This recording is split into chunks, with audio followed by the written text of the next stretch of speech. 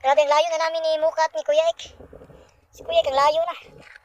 Hinanap namin kung saan si Van Damme, wala man.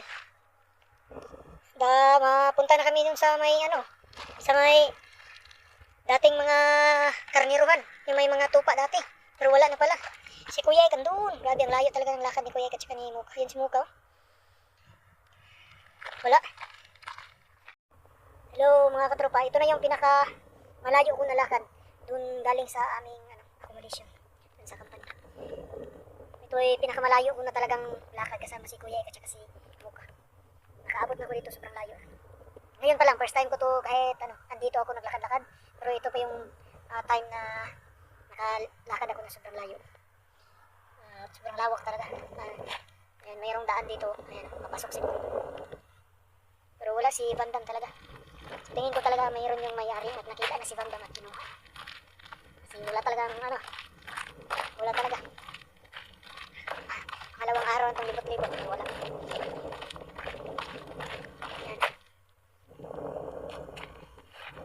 Malapit na kami sa ibang farm. Ibang farm na yung makita yung binidyo ko dati na sobrang layo. Malapit na kami. May buhangin na malaki. Nandito, nasa likod ko na yung itong buhangin. Yung nakita sa video yung umakyat ako. Pero nasa likod ko na.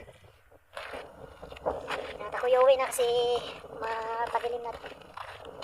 Bago ako makadating sa bahay nito, madilim na. Hindi ko nakita yung daan. Ayun. Ayan si Kuya Ik Padlang Tropa Pets. Tapos si Muka, yan.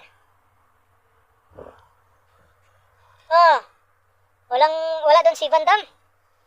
Grabe, ang layo. Ang layo na nilakad ni Kuya Ik. Dali na. Muka.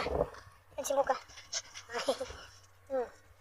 Grabe, ay. Sumama talaga maghanap siya, ay. Ang layo nilang dumating na pinuntahan. Si Muka, oh.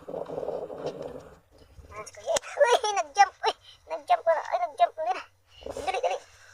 Dali. Punta kami dito. Yan mga katropa.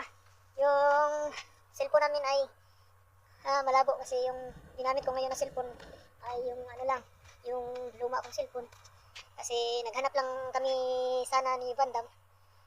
At wala akong intensyon na mag-vlog sana. Kaya ito lang yung dinala ko kasi ito yung may numero ng cellphone. Pwede ako makatawag kung may emergency. Pero maganda man ang paligid kaya video na lang ako. Sabi, ito na yung pinakamalayo na lakad ko sa buong buhay ko dito sa buong tawag nito. Kung sa tagal ko dito sa area na to. Dito pa ako ngayon lang ako nakapunta dito na mas malayo. Yan ang yung Madlang Tropa Pets. Kita nyo, parang walang mga tawag nito, walang mga nakatubo. Pero mayroong mga bulaklak, ang ganda.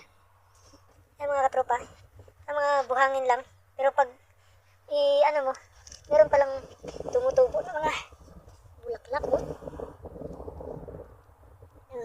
Napakaganda pa naman ng mga bulaklak. Ang liliit. Sobrang liit man lang, Tropa Pets. Tingnan niyo yung kamay ko. Yan, kamay ko. Ang liit lang.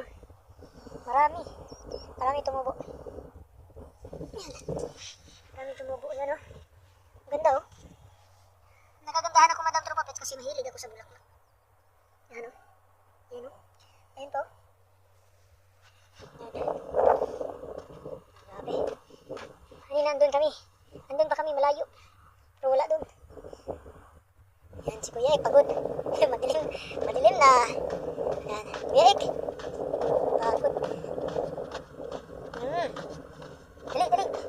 Merong tent pala dito na na natumba. Dito merong sasakyan na dito, merong mga nagpunta na dito na mga tao. Ayan si Muka. Pasensya na lang ang madilim. Kasi padilim na Madlang Tropa Pets. Tsaka yung dala ko na cellphone, yung luma. Oh, ano yun?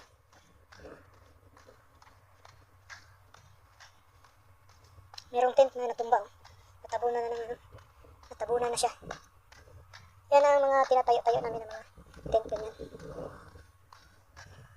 Kuya Ik.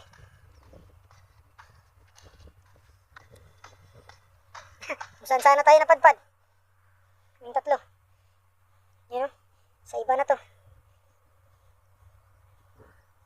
Grabe. Ngayon, balik na lang kami dito bukas pag meron kami time. Maganda pala dito. Dalhin ko yung ano, yung isang cellphone para maganda ang kuha. Ganda. Sabi, parang alam talaga nila dito. Dito ata sila naglalakad-lakad paggabi.